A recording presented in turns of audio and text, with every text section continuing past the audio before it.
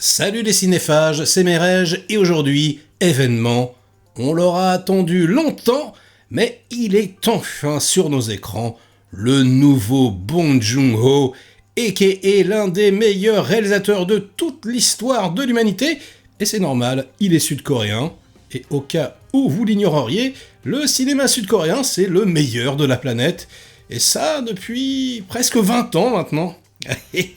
Ouais, je sais, ils sont beaucoup trop forts, c'est absolument incroyable.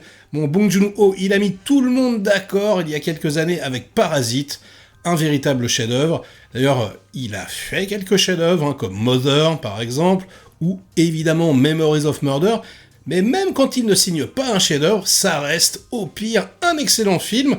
Bref, on attendait son retour à la langue anglaise avec impatience, puisque Snowpiercer avait été tourné en anglais, mais je crois, il me semble, si je dis pas trop de bêtises, que c'était une production coréenne. Alors que là, c'est Warner Bros. C'est un studio. Et qui s'y frotte s'y pique, j'ai envie de vous dire, surtout avec Warner Bros. Il y a eu un nombre incalculable de rumeurs au sujet de Mickey 17, puisque la production, apparemment, a été extrêmement chaotique. Le film a été reporté tout un tas de fois, et ça, quand on entend de l'extérieur tout ce qui se passe, on se dit que ça sent pas très bon, surtout quand ça vient de Warner. Bon, mais finalement, j'ai cherché. Oui, j'ai pris ma petite pelle, j'ai été déterrer les informations, et en fait, a priori, et c'est Bong Joon-ho qui le dit, il a négocié à la base avec Warner pour avoir le Final Cut. C'était vraiment, voilà, c'était une de ses conditions. Et du coup, on peut pas... Enfin, je veux dire, voilà, Warner, ils ont peut-être essayé de mettre une pression. Peut-être qu'il a fait une ou deux concessions, pourquoi pas. Mais apparemment, si le film a pris du retard, c'est beaucoup plus à cause des effets spéciaux qui étaient compliqués à faire. Et on va y revenir, parce qu'il y a des séquences très très particulières. Du coup, non, c'est pas un film censuré. C'est un film de Bong Joon-ho 100% pur jus. En revanche, c'est un film très différent de ce qu'il a fait jusqu'à présent, et j'ai envie de vous dire, ça aussi, c'est assez normal, puisqu'il l'a déclaré en interview, son but, c'est en gros de faire un film différent, dans un style différent, à chaque nouveau film. Voilà, il veut pas faire une photocopie de photocopie, il veut vraiment explorer tous les styles, les films coréens, les films hongkongais, les films chinois, même les films japonais. Ils ont souvent l'humour lourd. Vraiment. C'est-à-dire que les comédiens vont jouer de façon excessive, de façon extrêmement caricaturale. C'est très très marqué. Et ça me dérange pas du tout quand je regarde un film asiatique, mais quand on essaye de transposer les codes à un film américain, là c'est plus compliqué, là ça grince un peu des dents, et là je pense que on sera presque tous d'accord, ça vire à la caricature pas fine. Vraiment, et c'est dommage, ça fait les gros sabots, si vous voulez. Le film, Mickey 17, ressemble un petit peu à Starship Troopers, si vous voulez, un film de SF avec des grosses bébêtes, comme ça, voilà, satire, politique, tout ça, satire à balles réelles, sauf que il n'y a pas du tout la subtilité de Verhoeven. Ce qui est génial dans Starship Troopers, c'est qu'ils sont complètement cons, mais ils sont quasi full premier degré, quoi. Il joue vraiment comme dans la vie, quasiment. Alors que là, c'est un peu comme si vous mettiez en scène un fou devant la caméra, avec un entonnoir sur la tête, en train de tirer la langue, voilà, puis qui disait « je suis fou ». Tout est surligné. Tout est en gras, tout est en fluo. Et pour moi, c'est vraiment dommage, parce que ça manque de puissance, du coup. Ça manque de force. Et alors, notamment, les antagonistes. Je vais essayer de pas trop spoiler, mais on va dire que c'est la parodie d'un dictateur. Alors certains, j'ai écouté, j'ai lu quelques critiques, ils voient Trump, et on peut y voir Trump, il n'y a pas de problème. Moi j'y verrais plus Elon Musk, mais on peut y voir en fait tout un tas de dictateurs, ou tout un tas d'hommes de pouvoir. Ça peut être, je sais pas, le patron d'un grand studio, par exemple, ça peut être le président sud-coréen, par exemple. Ça peut être encore le PDG d'une multinationale pas cool, à Jeff Bezos, enfin voilà. C'est vraiment un homme de pouvoir qu'on n'a absolument rien à battre de ses congénères, et voilà, il fait même le salut nazi, enfin je veux dire, c'est grillé comme jamais, accompagné de sa femme qui lui murmure à l'oreille, etc. Et ces deux antagonistes-là sont tellement ridicules, alors c'est encore plus que les autres, finalement, ils s'annulent. C'est-à-dire que ces personnages-là, dans la vie, je sais pas, on va prendre Trump par exemple, ils ont déjà un côté parodique, ils ont déjà un côté ridicule. Et de par leur traitement médiatique, hein, évidemment. Et faire la parodie d'une parodie, comme je vous dis, quoi, c'est mathématique, ça s'annule, ça marche pas. C'est bizarre. Ça tape à côté. Il aurait fallu les traiter de façon beaucoup plus sobre, beaucoup plus réaliste. Mais bon, c'est totalement, alors là, pour le coup, dans la veine coréenne. On peut pas lui enlever ça, ça ressemble vraiment à l'humour coréen, celui qu'on injecte dans les films d'habitude. Du coup, on pourra pas dire que c'est édulcoré, hein, voilà. Mais c'est un gros problème.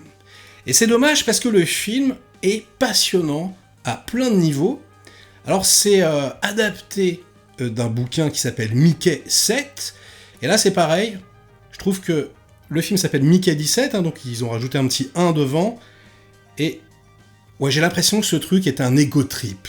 J'ai l'impression que Bong Joon-ho, en fait, hein, puisque le film raconte, vous le savez, hein, l'histoire d'un homme, on va dire qu'on va photocopier, voilà, on va le photocopier à chaque fois qu'il meurt, il est complètement déshumanisé, c'est le chaînon tout au bout de la chaîne de merde du capitalisme, si vous voulez, voilà, et donc à chaque fois qu'il meurt, on lui réinjecte sa conscience, il sort comme une imprimante, hein, ça fait des petits bugs, etc. Et voilà, il se souvient de tout, et il peut recommencer ses basses besognes, j'ai envie de vous dire. Il est donc littéralement corvéable à merci, on tire à boulet rouge sur le capitalisme avec la finesse d'un éléphant dans un magasin de porcelaine, donc, mais là où je trouve ça très intéressant, c'est qu'on peut y voir également, donc je vous disais, l'ego trip de Bong Joon-ho qui nous dit « Attention, mes films ne sont pas de simples photocopies. Attention, mes films, même si voilà, ils sont empreints de mêmes thématiques, peuvent être très différents. » Et je pense que le fait de s'être réapproprié le titre, Mickey 7, donc Mickey 17, c'est vraiment quelque part une façon de marquer son territoire, de dire « Je ne suis pas qu'un numéro, je ne serai pas un réalisateur lambda qui fera des photocopies avec la même saveur, je vais imposer ma patte, je vais vraiment, voilà, imposer mon style. Même si vous pensez juste être un numéro noyé dans la masse, battez-vous pour vos idéaux, et peut-être deviendrez-vous un nom et un prénom. Il y a quelque chose comme ça, c'est extrêmement intéressant. Et si vous voulez, le film dilue comme ça tout un tas de messages, tout un tas de thématiques extrêmement intéressantes, qui sont pas forcément toutes développées, mais j'imagine que, ouais, il voulait, Bong Joon-ho, faire un checker de l'humanité. C'est vraiment, moi, ce qui m'est apparu. Il voulait résumer l'humanité dans son intégralité et la critiquer. Et ça, c'est pareil, hein, lui, il adore ça. Il adore les personnages en marge, les marginaux, voilà, il fait tout le temps ça. Les Coréens aiment beaucoup ça, de toute façon. Là, c'est pareil, hein, il prend une raclure de chiottes, et finalement, il essaye de le transformer en personnage intéressant, en héros, et il n'y a pas de manichéisme, finalement. C'est-à-dire que tout le monde est ridicule.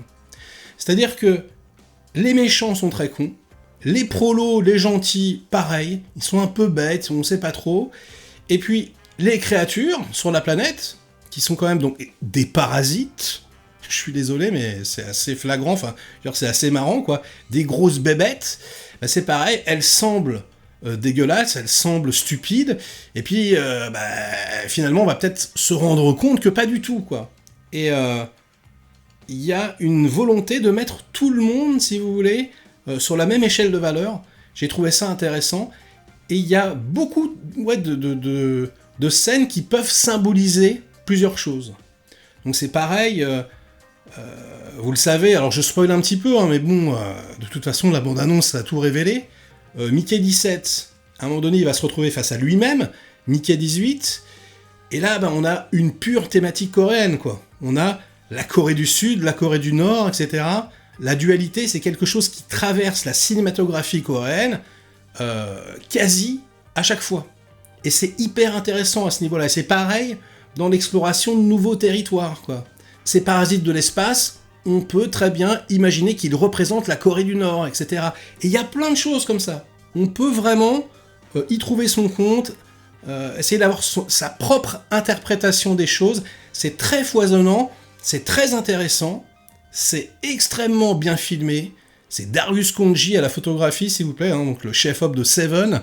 Merci bien. Il y a son compositeur coréen qui est là, avec une musique violon-piano, qui n'a rien à voir avec ce qu'on voit dans la bande-annonce, hein, qui est voilà, encore une fois, hein, un mélange des genres qu'on n'a jamais vu. Le film ressemble à rien d'autre. Vraiment. Allez, peut-être comme ça, à Brésil, de Terry Gilliam, en moins subtil. Et puis, bon, mais je veux dire, Terry Gilliam, c'est un anglais, encore une fois. Hein, donc, ouais, en termes de film purement américain, ça ressemble à que dalle. Et c'est super rafraîchissant. Malheureusement, voilà, il y a trop de thèmes, il y a trop de thématiques, il y a trop de moments où ça tape à côté, il y a trop de parodies, voilà, il y a trop de choses, encore une fois. Mais putain, ça fait du bien quand même. Ça fait du bien de voir un film avec une personnalité, avec une patte, avec un réal qui a vraiment quelque chose à dire. Toutes ces thématiques, c'est une sorte de best-of de toute sa filmo, quoi, compressée, fait avec envie, avec vraiment minutie, puisque et c'est pour ça hein, que je vous parlais de la difficulté des effets spéciaux, hein, le côté caméra contrôlé par ordinateur, pour faire en sorte que Pattinson puisse parler à Pattinson, est extrêmement réussi dans le film. C'est la folie, quoi. Franchement, on revoit Flash à côté, on a envie de se coller une balle dans la tête là, c'est quasiment parfait, on oublie totalement le subterfuge, c'est génial, c'est aussi bien fait que chez Fincher, quoi. Non, franchement, j'étais assez stupéfait. Et Pattinson, pour une fois, je le trouve vraiment bien. C'est-à-dire que moi, je l'aime pas tellement, ce mec. Souvent, je le trouve ridicule, souvent, je le trouve à côté. Parfois, je le trouve bon, chez Cronenberg, par exemple. Mais là, vraiment, c'est une des rares fois où il m'a, je dirais pas bluffé, mais il m'a vraiment convaincu sur la longueur. Puisque, il fait deux personnages totalement différents, il est très crédible. En plus, il fait une voix off, c'est pas forcément évident. Il interprète un perso un petit peu stupide, donc c'est pareil, ça aurait pu être vraiment ridicule. Et non, je trouve que, ouais, il arrive bien à donner de l'épaisseur aux deux persos. Et franchement, ouais, c'est un ovni. Enfin, un ovni, quoi, un objet filmique non identifié qui mérite vraiment le détour. C'est beau, c'est foisonnant, c'est intéressant, c'est désarçonnant, c'est perturbant, c'est décevant. Mais en même temps, c'est pas un peu ça le cinéma, quoi. Enfin, on n'est pas là, quand on paye son billet, on veut pas en prendre plein la gueule, être désarçonné, donc. J'ai pas complètement aimé à 100%, certes, mais j'ai vraiment pris un énorme panard, donc je vous encourage à y aller, vraiment, je pense que ça vaut le détour. Et sur ces bonnes paroles, ça sera la fin de cette critique, mais ce ne sera pas la fin de la vidéo, puisque, vous le savez, sur la chaîne, les vidéos sont désormais interactives, les critiques, je cache une petite image subliminale à chaque fois, et dans la vidéo précédente, il fallait retrouver l'arme fatale 4. Les enfants, oui, parce que vous me répondez l'arme fatale, mais lequel? Le 1, le 2, le 3? Bah non, c'était le 4. Donc voilà, vous étiez beaucoup à trouver, mais c'était pas très difficile. Hein. Allez, j'avais décidé de faire un petit peu plus simple. Aujourd'hui, ça sera un petit peu plus compliqué. Donc voilà, j'ai planqué l'image. Allez-y, hein, essayez de trouver sans mettre sur pause. Voilà, je sais que vous avez des yeux de lynx. Et ensuite, vous me répondez dans les commentaires. Et d'ailleurs, j'ai décidé de simplifier un petit peu. Hein, je vous répondrai maintenant dans les commentaires. Si c'est bon, je vous dirai bravo. Comme ça, vous le saurez instantanément. Mais j'indiquerai quand même la réponse dans la vidéo suivante. Mais voilà, je trouve que ce sera un petit peu plus digeste comme ça, plutôt que d'attendre la vidéo d'après. Et voilà. Et donc, likez la vidéo si elle vous a plu, diverti un minimum. Délikez-la, sinon, inondez-moi de commentaires comme d'habitude pour faire marcher le petit robot YouTube. Et nous, on se retrouve très vite pour de prochaines aventures. Ciao!